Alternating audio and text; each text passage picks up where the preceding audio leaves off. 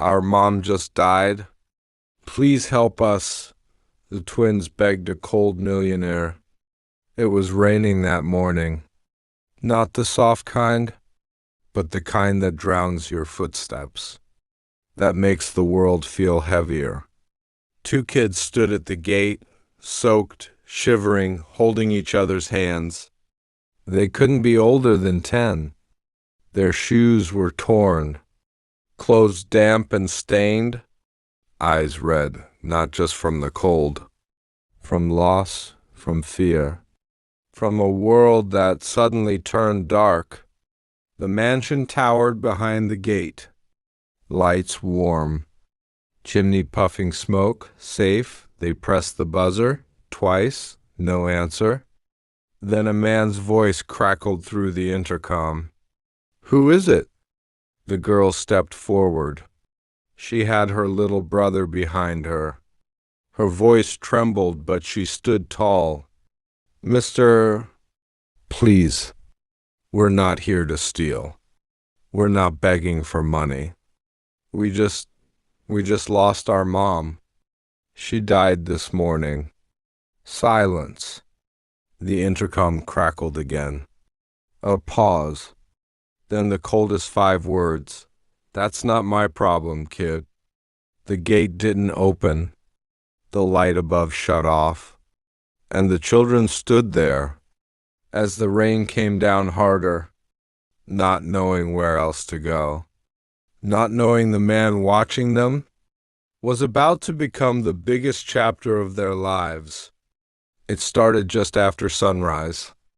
The streets were still quiet, and most of the city was asleep. But two small figures stood by the entrance of a gated mansion, clothes soaked, hair messy, and eyes red from crying. They had been there for hours, too scared to leave, too desperate to give up.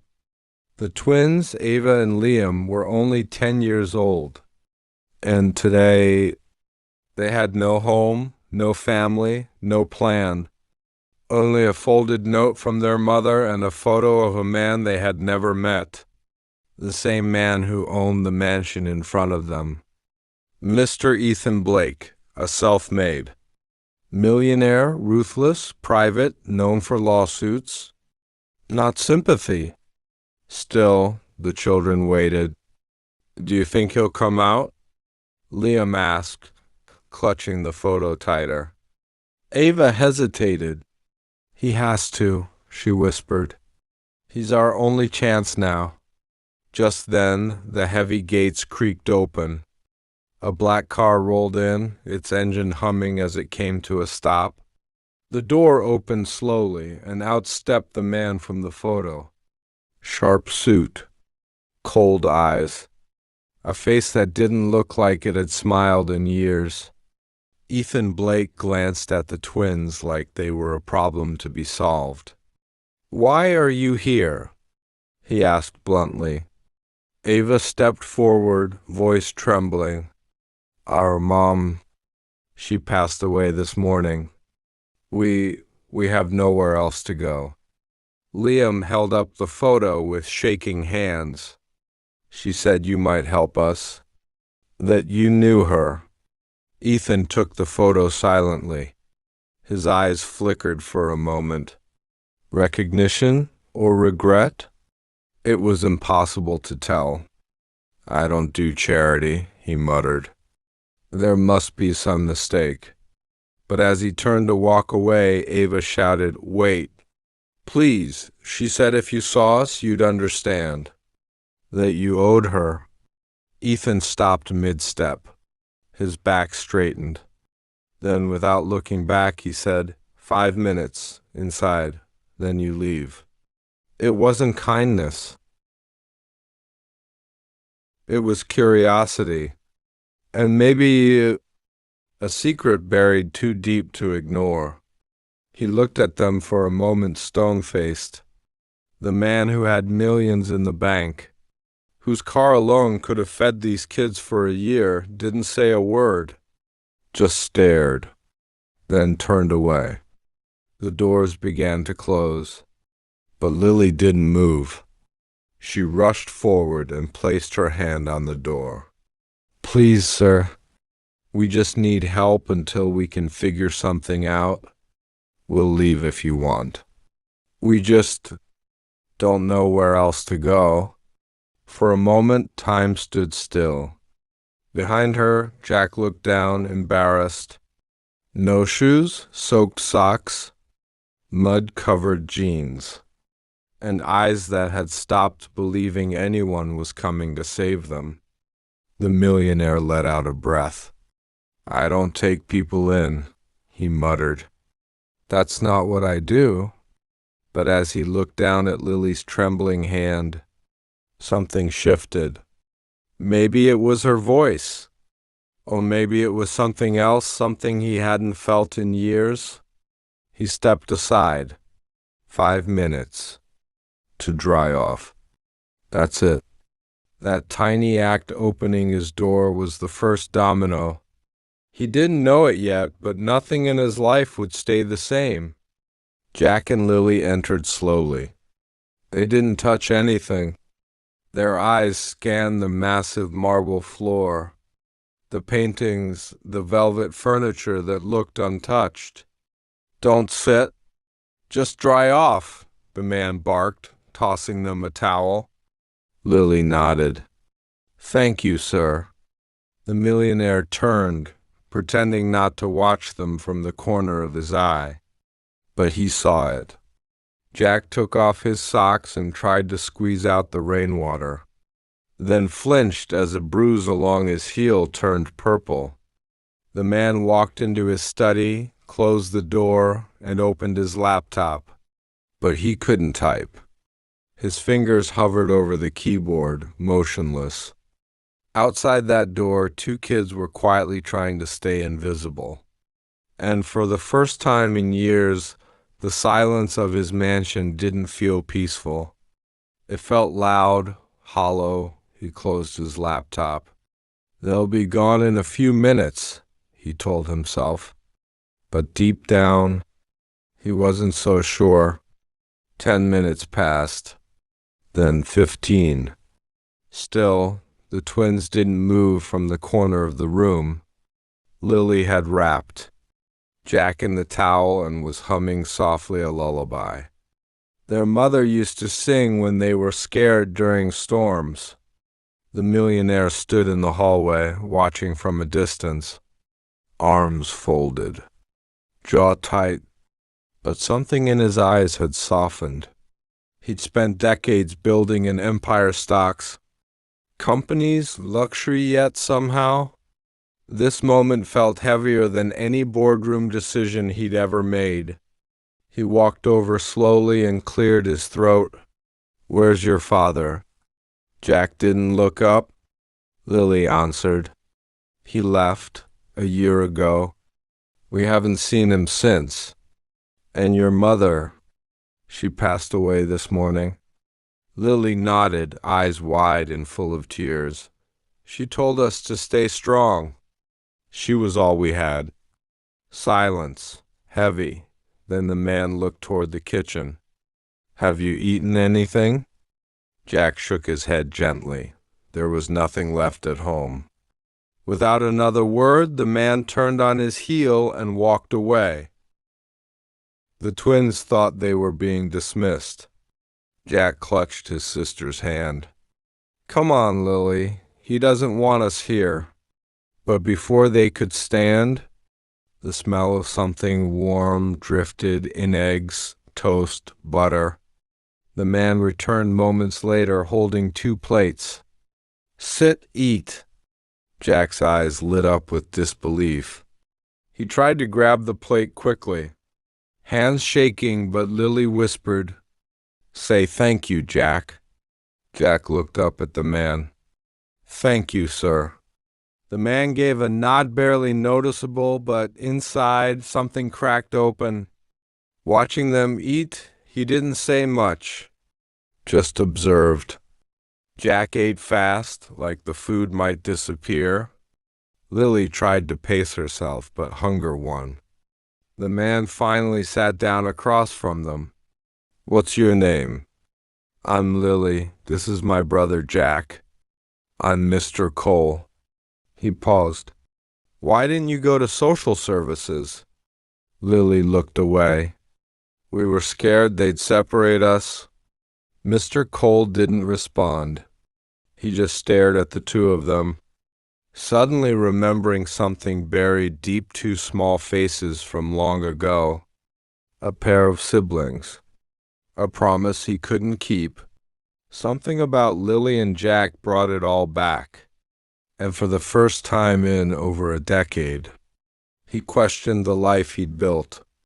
That evening, the twins had fallen asleep on the couch, curled into each other, exhausted beyond their years.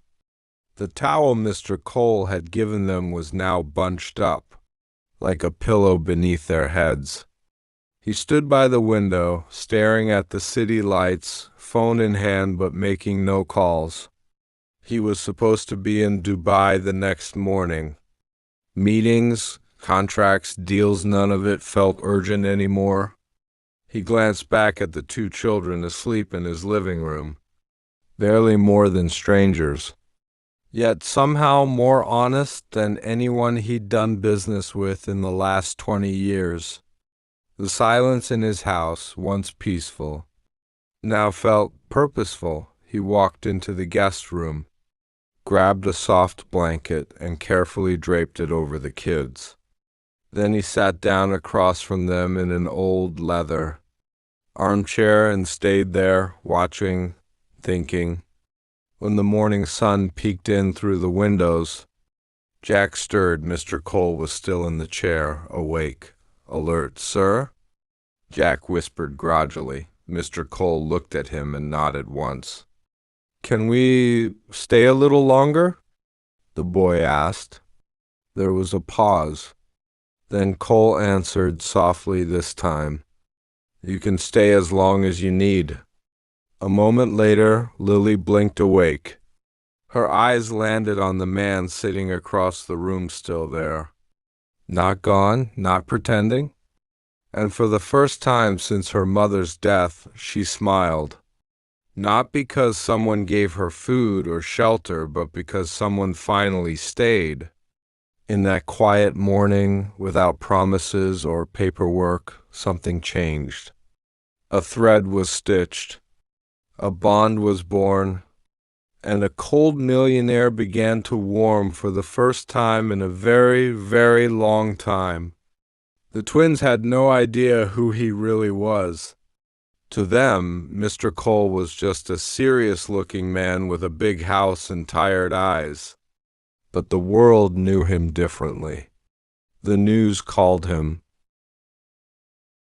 the Phantom of Fifth Street, a recluse billionaire who'd vanished from public life after a scandal involving his own family. Years ago, he'd lost his wife and daughter in a fire. Everyone assumed grief turned him bitter, but the truth was much worse. Cole blamed himself. He'd been working late the night it happened. The security alarm had been disconnected for renovations. His driver had the car. His phone was off.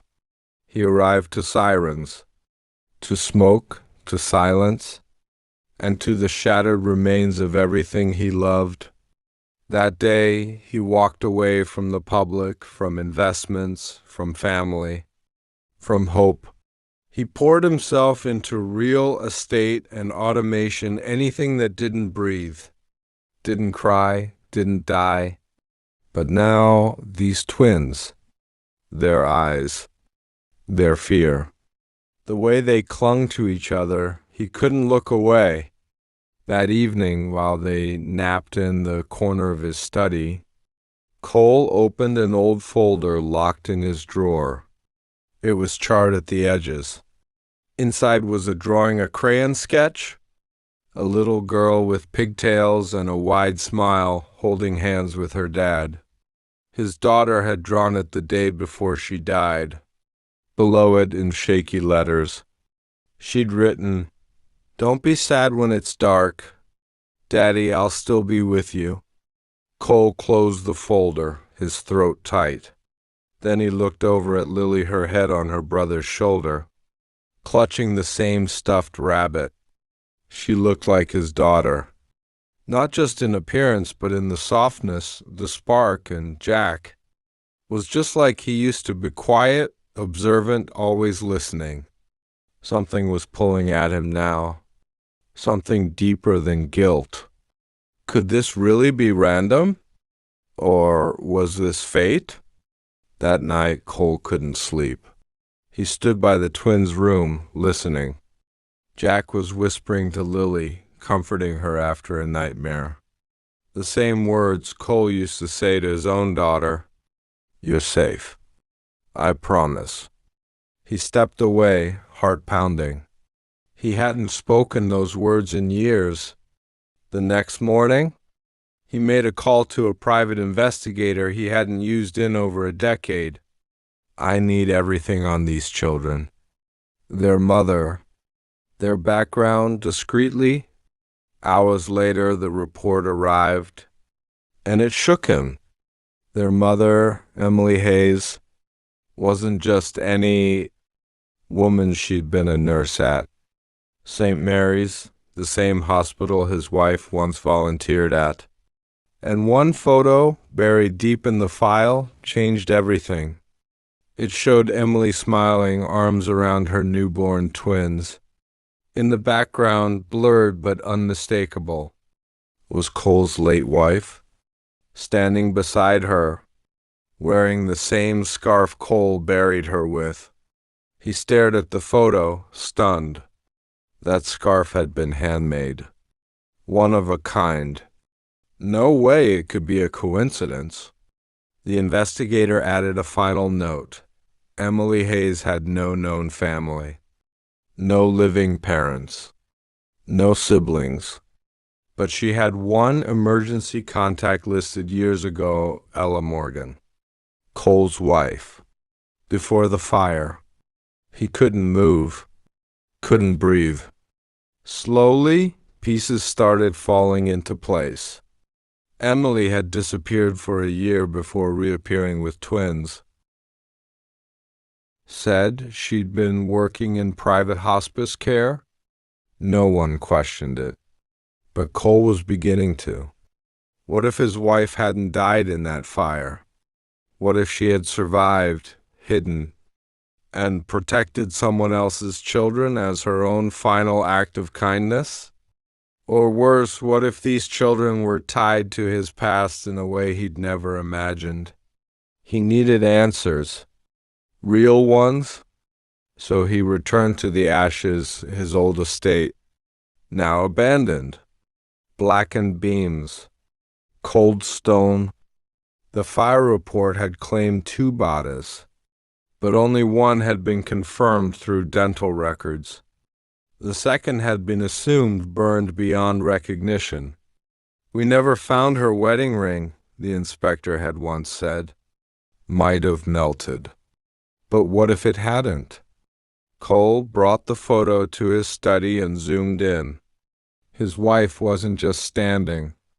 Near Emily, she had her arm, protectively around her, smiling, as if they were family. But that didn't make sense. Ella never mentioned anyone named Emily, not once. And yet, the tenderness in her face said otherwise. Cole picked up the old family album. Page after page, birthdays, vacations. Then he found an old Christmas photo. His wife in that same scarf, holding a small girl in her lap. "Emily?" he whispered. The girl was no older than 10. Back then he thought she was a family friend's child. But now he wasn't so sure. A memory stirred. Ella had once fostered a child briefly before they were even married. The agency said it was temporary, that the child had been relocated. But what if she wasn't? What if that child was Emily? And what if, all these years later, Ella had sought her out, protected her, died for her? He felt a sudden heaviness in his chest. Grief, confusion, guilt. He thought he'd buried his past, but now it was standing in his hallway, wearing worn-out shoes and calling him sir. Jack and Lily, they weren't strangers. They were part of a life he never knew his wife had. Maybe even her last promise. That night, he sat with the twins at dinner. Jack asked quietly, "Did you know our mom?" Cole nodded slowly. "I think I might have." Lily blinked. "She always said a kind woman helped her when we were born. She said she gave her hope." Cole's hand trembled. "What was her name?" "Miss Ella," Lily whispered. She had this warm laugh, and a scarf that smelled like cookies. Cole stood up suddenly. Tears welled in his eyes.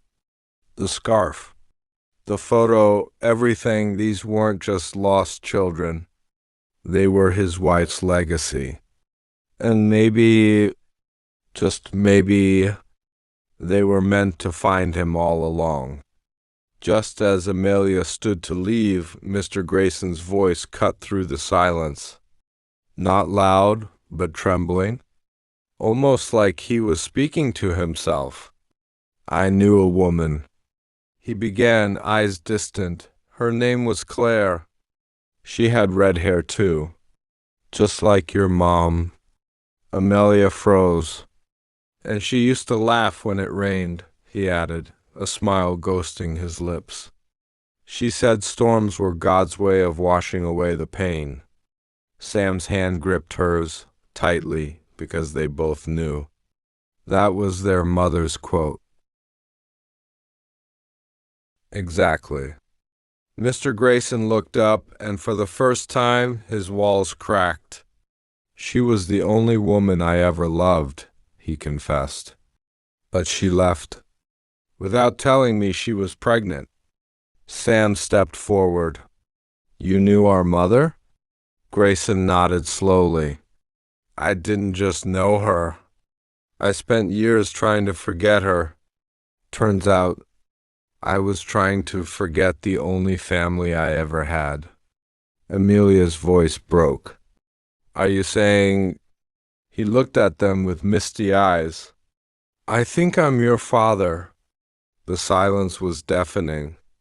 Only the soft click of the clock behind them, tick, tick, tick, then Sam pulled out a worn envelope. Inside, a single letter addressed to their mom. Never opened. Never mailed. He handed it to Grayson. Shaky hands unfolded it. His own words, written 2 decades ago, "If you ever need me. If our love ever left something behind, I'll always be there." Amelia sobbed. Grayson looked at the letter as if staring at time itself. Then he knelt down, opened his arms. No speeches, no explanations. Just a second chance in human form. And the twins? They didn't hesitate. They ran into the arms of a stranger, who wasn't a stranger anymore. The next morning, the mansion felt different, warmer, lighter. For the first time in years, laughter echoed through the halls. Not the forced, hollow chuckles of wealthy guests, but real laughter. Sam laughing as Amelia tried to flip pancakes and failed miserably. Grayson stood in the doorway, silently watching. He didn't interrupt. He didn't correct. He just let the moment breathe. For a man who built empires, this quiet kitchen scene felt like his greatest success. Over breakfast, they talked, really talked, about the years they lost, the questions they never got to ask. Amelia asked about Claire, their mother. Grayson shared stories, how they met at a fundraiser, how she loved to dance barefoot, how she used to make him promise he'd never let money change who he was. Sam asked about why she left. Grayson looked down, ashamed. I pushed her away, he admitted. I was too focused on legacy, business, control. She wanted love. I gave her a contract. He looked up, eyes filled with regret. I didn't know she was pregnant. If I had, his voice cracked, I would have given everything up in a heartbeat. Amelia reached across the table and took his hand. You don't have to give anything up, she said. Just don't let us go now. That afternoon, he took them to his private office, opened the safe, pulled out an old locket Claire's, inside 2 tiny baby photos. 1 boy, 1 girl. I always wondered who they were, he whispered. Now I know. Sam smiled, his voice softer than usual. I guess we were never really alone. Later that week, Grayson made a decision, one that shocked his board of directors. He stepped down as CEO, appointed a new leadership team, transferred 40% of his shares into a new trust in the names of Sam and Amelia.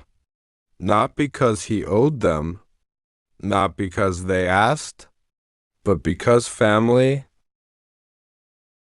he finally understood, was worth more than empire. Reporters tried to make a story of it. Cold billionaire finds secret twins. But he declined all interviews.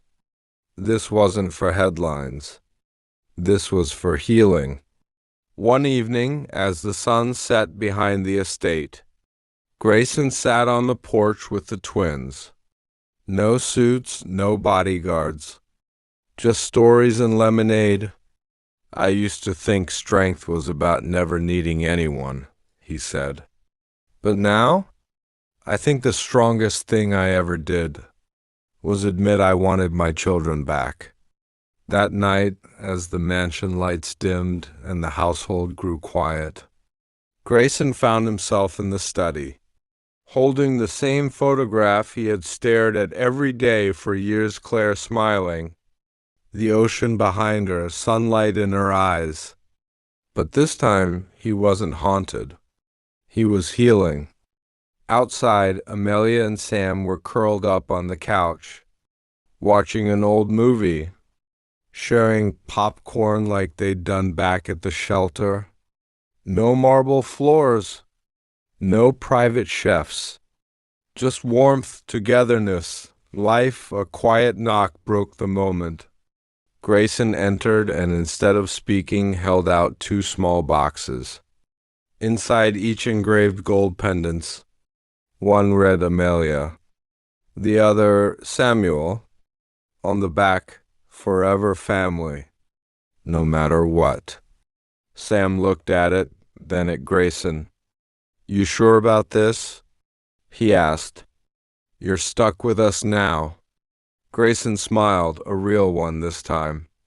I'm not stuck. I'm saved. The moment was simple but profound. No grand speeches. No media.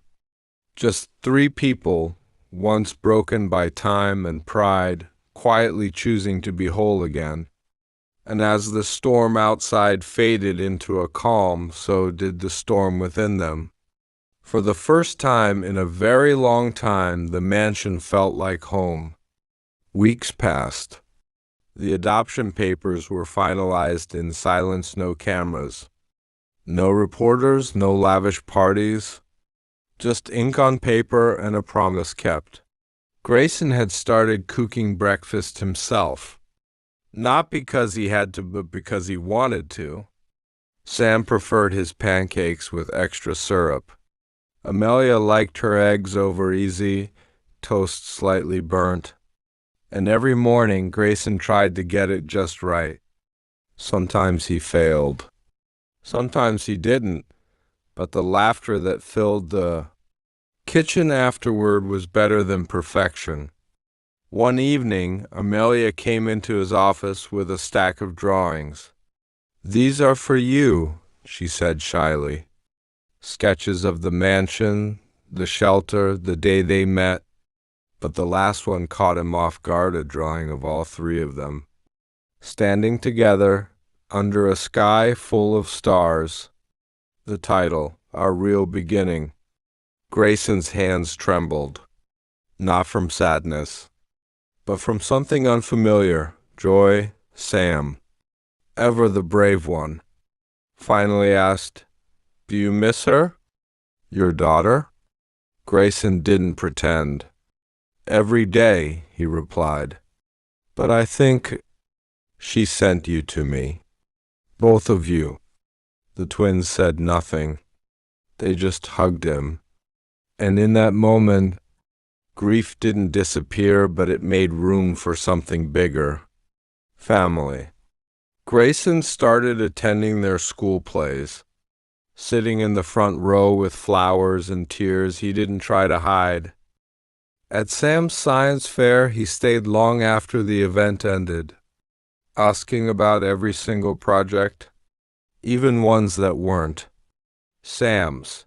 He donated new lab equipment to the school anonymously. At Amelia's dance recital, he stood up and clapped first off beat, too loud and beaming with pride. The other parents stared. He didn't care. The kids weren't his by blood, but he loved them in a way biology could never explain. One night, Sam had a nightmare and ran to Grayson's room. Grayson didn't hesitate. He made space under the covers and told him a story about a brave boy who turned pain into strength. Amelia joined them an hour later with her stuffed giraffe and a blanket. They slept like that, tangled in warmth and unspoken healing. On a rainy Saturday, Grayson opened the old shed in the backyard, a place he hadn't entered since his daughter died. He cleaned it out, repainted it with the twins, and turned it into a mini art studio for Amelia and a workshop corner for Sam. It wasn't just a shed.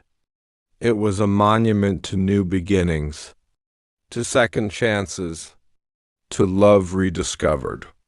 And when the day came that Sam accidentally called him Dad, he didn't correct it. He just smiled, because somehow it felt more real than any title ever had.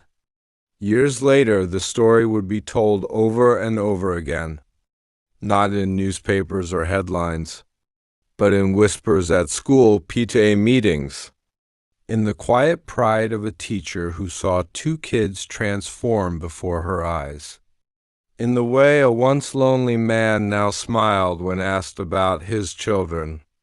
Sam and Amelia didn't just survive, they thrived. Sam built things, from science fair volcanoes to real machines.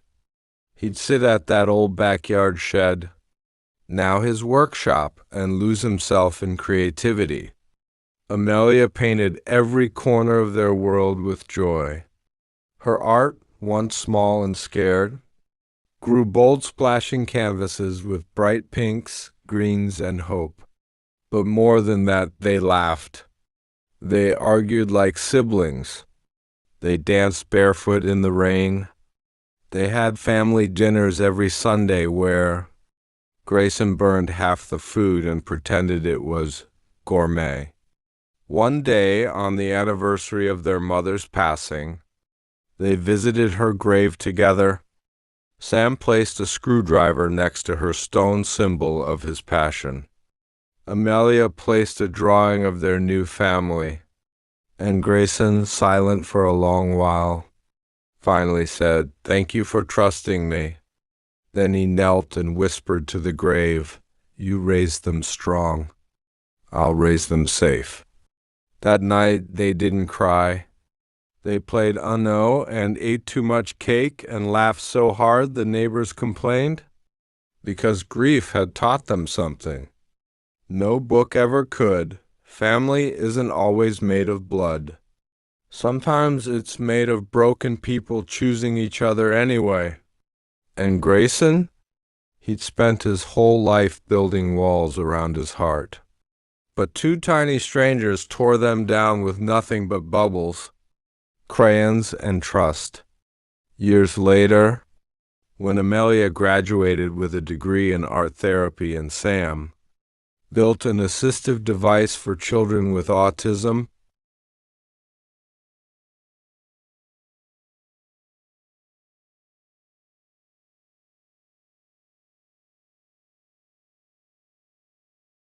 they both said the same thing in their speeches. We owe everything to a man who didn't have to care but chose to. And Grayson, now older, grayer, and holding back tears in the audience, finally believed he'd been given not 1 second chance, but 3. One for each of them, and one for the little girl he lost who might. Vess sent those twins to his doorstep in the first place. If this story touched your heart, don't forget to like the video. It helps us share more stories like this with people who need hope right now. And if you believe in second chances, subscribe to the channel. We have more stories coming that'll stay with you long after the screen fades to black. Tell us in the comments. Have you ever been helped by a stranger when you needed it most? We read every single one. Thank you for watching. Stay kind, stay strong, and never forget, sometimes the family we choose is the one that saves us.